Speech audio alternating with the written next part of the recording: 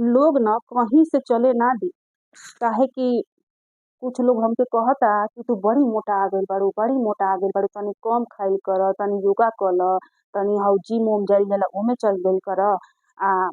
थरिया थरिया भर जौन खालू उ थरिया भर तनी कम कर, हेतनी हेतनी खाना खा, काहे कि ढेर मोटा आ गइल बाड़ू तू।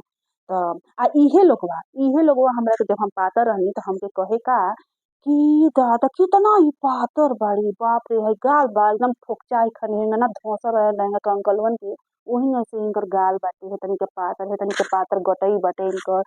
मारे कुल निहारे लो कुल देखे लो कहे लो कि बड़ी पातर बड़ी, बड़ी पातर बड़ी, तनी से मोटा जा, मोटा जा, मोटा जेती न खूब गदराइल मेहरारू मोटे मोटे रही बड़ा निक लागे।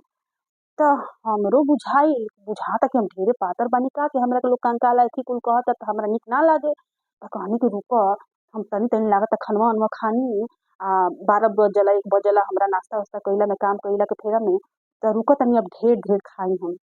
ओकरी बाद का कइनी हम कि खूब ढेरे ढेरे खाना ओना खाए लगनी। अपने मर्दे से कुली समोसा पिज्जा ओजा कुली मंगा के तनी तनी कबो कबो खाइल करी कि चलो पहिले हम ना खाई कुल चीज। ओकरी बाद हमरा बुझाइल कि इहे कुल लोगवा खाला त मोटाला ओटाला त हम ई कुल खा के कुली मारे मोटा गइनी। अब देख अब का भइल, अब उहे लोगवा फेर कहता कि तू मोटा गइल बाड़ू, तो तनी कम खाइल कर। काहे कम खाइल करी हम? अब हमरा मुँहे खाना लाग गइल बा। अब हम पहिले 1 टाइम खाना खात रहनी अब हम 4 टाइम हेतना हेतना थरिया थरिया भर लेके भात दाल खानी। अब काहे कम करी हम? ना करम कम। अब मुँहे खाना लाग गइल बा त अब कम करा। भइल बा लो जेंगा कहिलो ओहिंगा हम करम, हमार कौनो नइखे एथी। मोटा गइल बाड़ी, दुबरा गइल बाड़ी, इहे कुल करत रही हम। बड़का भाई।